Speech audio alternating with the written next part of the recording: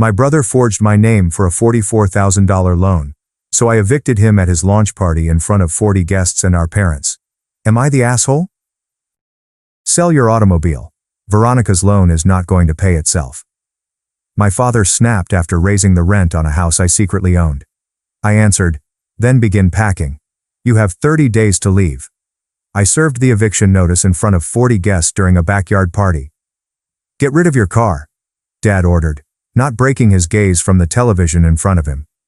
Veronica's debt is unlikely to be resolved on its own. I stopped halfway to the fridge, frozen in place, the orange juice still in my hand. What have you just said? I asked. He looked at me as if I were the one acting unreasonable. Your brother is trying to make something. He is under pressure right now. And I'm not, I replied sharply. Mom sighed, standing over the stove. Leo, you do a terrific job. Veronica simply needs a little help. Again, help. Their normal technique of telling me to pay over money. I closed the refrigerator door and leaned against the counter. Remember how you almost doubled my rent? Dad waved it aside, as if I were being finicky. And you're still paying less than others. Okay, I replied bluntly. Let us double it again and call it charity. Mom made a sound with her tongue. Do not be disrespectful. Veronica is your brother. Yes, I said. He's also 32 years old, lives below without paying rent, and hasn't held a steady job in 2 years. But okay, let's squeeze me instead. Then came a lengthy, heavy pause. Dad kept going as if nothing had happened. I assumed you were always good with money since you worked. But I did not say it aloud. Since I finished school, I've been working non-stop. Full-time employment, side work, no debt, no travel, no luxuries. My car is fully paid for. My savings were gained via work. I sacrificed sleep, friends, and any sense of balance to keep ahead. Veronica dropped out of 2 schools after being duped by someone selling cryptocurrency. Now he claims to be beginning a business, but all he does is play video games till 3 a.m. and share cheesy quotes online. You said I could stay here for a year, I reminded them. Make a plan to save. I did it. Now you're raising the rent and asking me to sell my car for Veronica. He's your brother, Mom said, as if it were written in stone. Families benefit one another. I looked at both of them and laughed briefly. I'll think about it, I murmured under my breath. Dad nodded, as if it were already settled. Good. I knew you would do the right thing. I said nothing else. I returned to my room, closed the door, and sat on the bed, staring at the floor. They had no idea. No idea. I'd already made up my mind. We had no idea what was coming. Let me just say that when Veronica's big moment arrived, I had a surprise for him. Not what they were anticipating. But before we get there, you should know how it all began. This was more than simply a terrible conversation in the kitchen. It was years of silent pressure. I was always expecting from others, and I forgot how it felt to live for myself. Veronica's big day was only the spark. The fire had already been blazing for a long time. It started when I returned home after graduating college. It was intended to last a year. Dad had urged, save some money, get steady, and then move forward. That happened 3 years ago.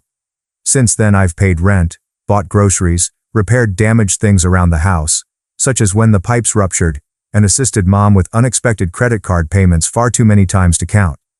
I've never spoken out. I thought this was just what a decent son should do.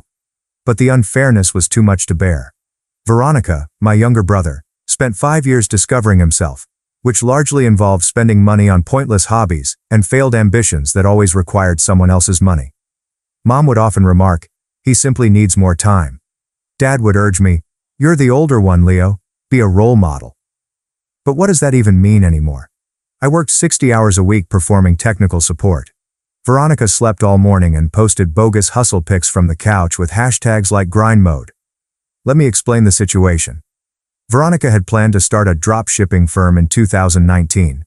I covered the expense of registering his company and setting up a Shopify account. In 2020, he changed his mind and switched to YouTube. I purchased him a camera and a microphone to tide him over until the advertising revenue began to flow. He assured me that by 2021, everything would revolve on cryptocurrency. I didn't offer him any smell that time. Instead, he took out a $44,000 personal loan. He lost everything in less than 2 months. Now I'm asked to give up my automobile to help pay the loan he can't afford. This is what stings the most. I said no, and I immediately became the bad guy. One night, I returned home to find both of my parents sitting at the kitchen table, as if they were about to punish me. "Veronica's not like you," Mom said. "He's more emotional," she explained. "You've got to work on a solid path. He's chasing something bigger." "Oh, my bad," I told him. "Does he break out in hives around employment?" "Stop being nasty," his father said. "He's making an attempt, but the strain from his debt is causing him concern." Then I fired back, pawning his gaming console. Perhaps his tension will decrease if he starts planning his spending. Dad got up. "No more smart remarks and no more freeloading," I said. "You virtually doubled my rent, while he pays nothing." Mom said that he is family. "So am I," I replied. They said nothing but gazed. After that night, things became worse.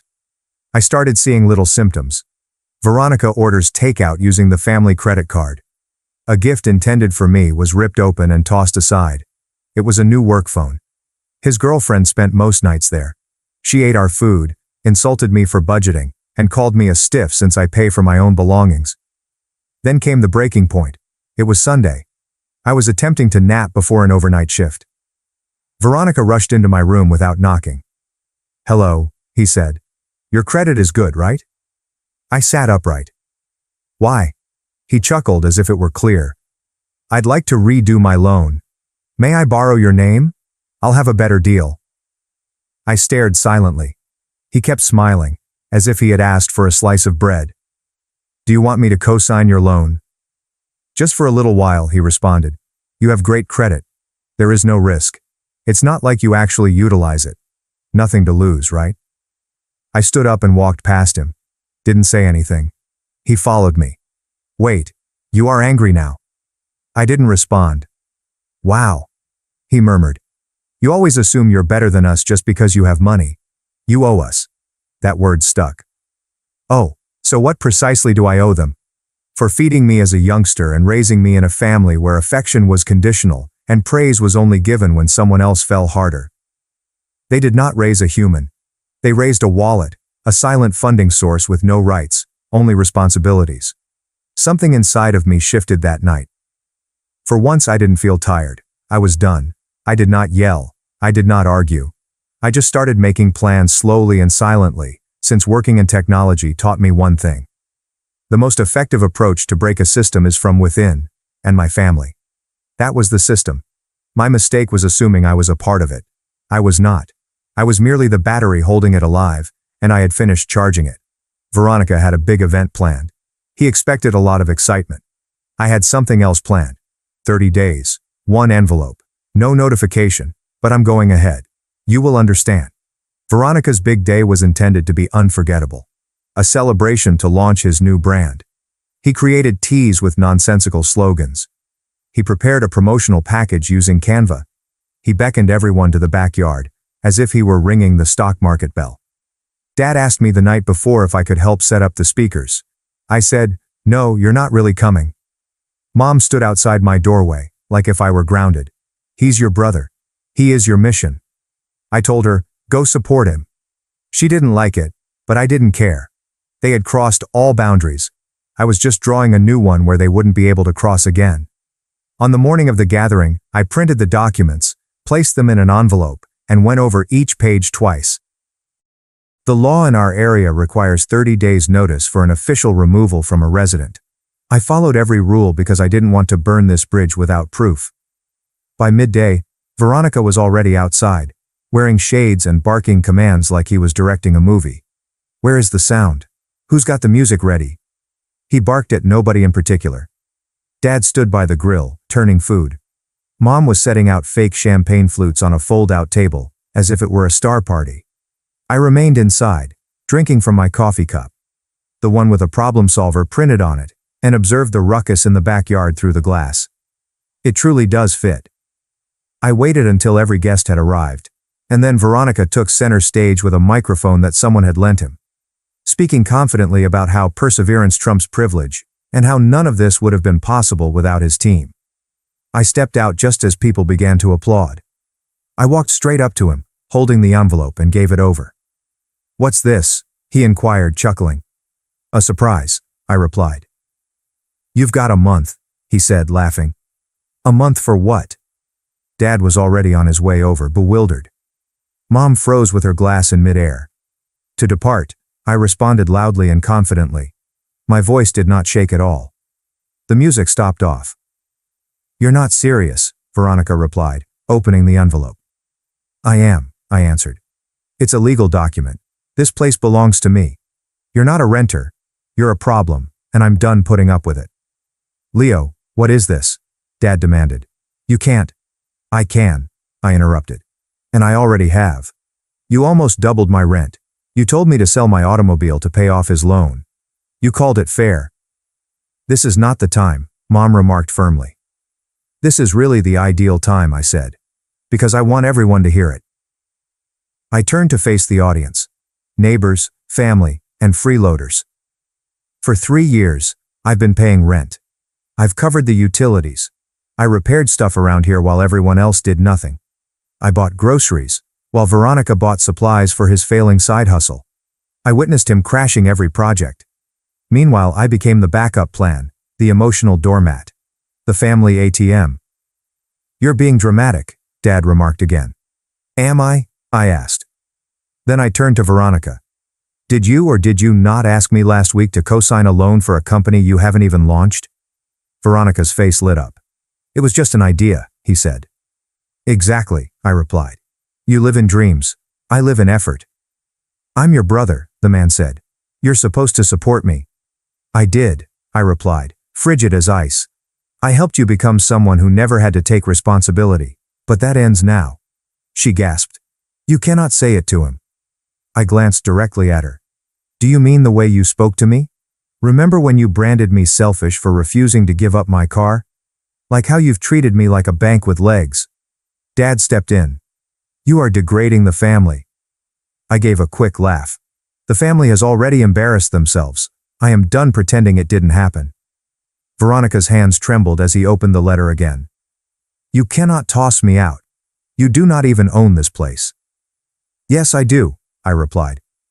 I took out my phone, accessed the house loan app, and showed Dad the screen. "I purchased it 6 months ago. I am the only one on the papers. You have all been living here on my dime." Silence. Quiet. Complete silence. It was perfect. "You never mentioned anything, Mom." "You never asked," I said. "You just kept assuming I'd bear the weight." I turned to go back inside. "Oh, and one more thing," I said, gazing over my shoulder. "No one owes me rent for the past month. You've got 30 days. But, if you're still living here, the sheriff can explain it to me." I walked back inside the home, shut the door behind me, and for the first time in a long time, I could breathe. Following the explosion in the backyard, the house went silent. No one said anything the remainder of the day. Mom discreetly disappeared into her bedroom, holding a drink can. Dad remained transfixed at the kitchen table, like a soldier trapped in a past memory. Veronica slammed his door hard enough to knock a frame off the wall. I turned up the volume on my music, shut my room, and fell asleep like never before. For the first time in a long time, I did not feel exhausted. I felt scared, but the silence did not last long. On the 4th day after delivering the documents, I strolled in to see Dad reading my letters at the dining table. He was browsing through banking information, loan paperwork, and legal documents. He did not even bother to hide it. "We're just looking to see what options we have," he explained gently. "You're not really planning to remove your own relatives, are you?" I asked, raising an eyebrow. "My relatives are the ones that raised my rent, urged me to sell my car, and treated me like a walking ATM to support Veronica's entrepreneurial dream." "That's not how we intended it," he murmured. I let out a dry laugh. "Oh, so now you're emotional landlords." He didn't answer. Instead, Mom entered the room holding a folded paper and placing it on the table like it was some kind of peace deal. It was a breakdown. Items like groceries, power bills, and home costs. Things I had been covering without complaint for years. "This is what we owe you," she added softly. "We want to do the right thing. But please talk to Veronica." My expression hardened. "I will," I said. but not by talking. That evening, someone knocked, and I expected it was more drama, but it wasn't. It was Veronica's ex, Celeste. She appeared different, more composed, as if she had barely escaped something terrible. "I heard what went down," she continued, holding a folder. I opened the door and didn't say anything. "He informed me you agreed to back his loan," she explained. "However, this is not true. I was on it until 2 months ago, when he changed the details." I took the folder from her and froze. Veronica had forged my name, contact information, and phone number. He exploited my identity behind my back, locking my jaw, and lied. Not just me, but also the bank. "He's been dishonest with everyone," she claimed. "Even with himself." I called my lawyer. We investigated every detail, every faked line, and every falsified message. "You've got a strong case," he remarked.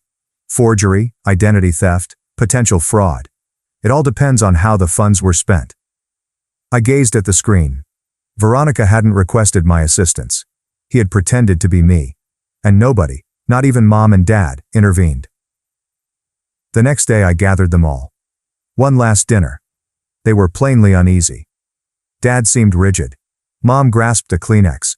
Veronica refused to meet my gaze. I placed the folder in the middle of the table. I explained that there was no need for food. "Veronica, you forged my identity to obtain your loan." Mom gave a gasp. "That is not possible." "Look at the proof," I remarked, moving the pages forward. "Emails, logs, and signatures are all legally confirmed." Veronica stumbled. "I did not intend for it to go this far," I was about to explain. "No, I said you'd let me carry the burden while you played entrepreneur in a hoodie." Dad attempted to intervene, but I sent him a stern look. "I've already spoken with legal counsel," I explained.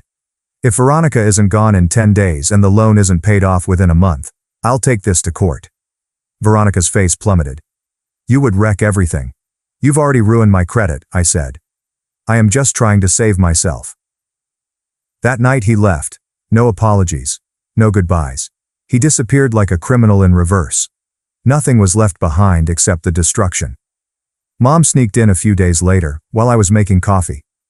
She dropped a little package beside my mug. Inside was a little handwritten note.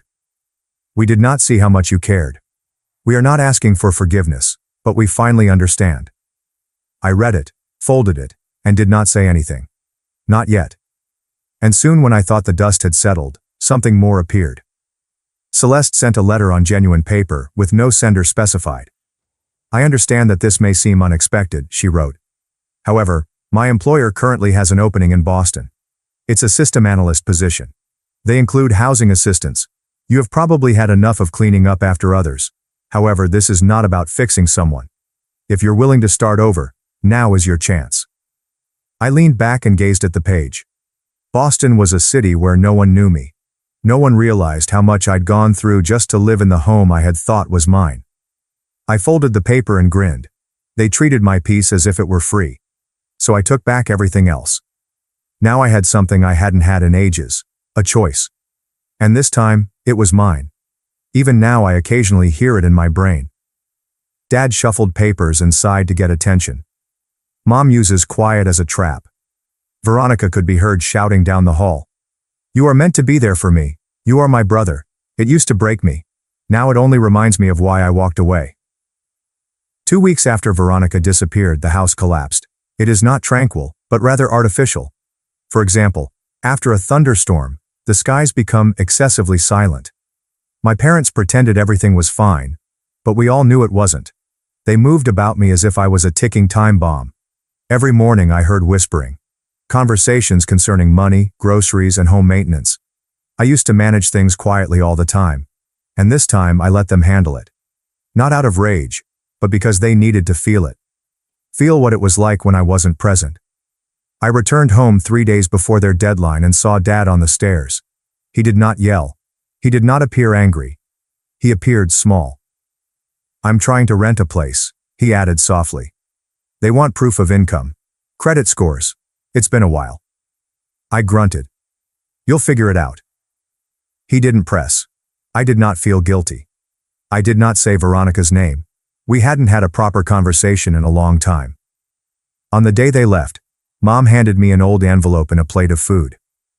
"It's not much," she replied. "But it's something." The envelope contained $320 in cash. I did not take it.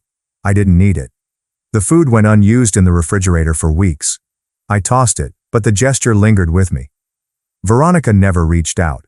No apology, no explanation, just a fresh Instagram post of myself sitting in a shared office, typing nothing meaningful, and still chasing the same dream. He referred to himself as a resilience coach now. What are you resilient to? Being told, no. The post received 8 likes. I did not give it the 9th. That should have been the end. But a month later, a message appeared. It came from Lacey, a person who knew Celeste. "I read your tale on Reddit." She stated, "What you did helped more people than you know." Many of us have a Veronica in our lives. We needed to see someone stand up and win. I read her message 3 times. Not because I doubted it, but because it was the first time someone recognized me as a fighter, not a villain. 2 weeks later, I packed my belongings, accepted the job offer in Boston, and began again. New job, new apartment, no leeches, no guilt trips, and no more, "I should really help Veronica" chats over dinner. Even yet, I occasionally find myself accessing my old bank app out of habit, seeking for lost money or waiting for another emergency request, only to find nothing.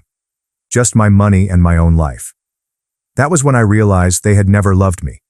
They cherished who I was for them. The trustworthy one, the fixer, the one who always said yes, the money machine, the unpaid parent, or the backup plan.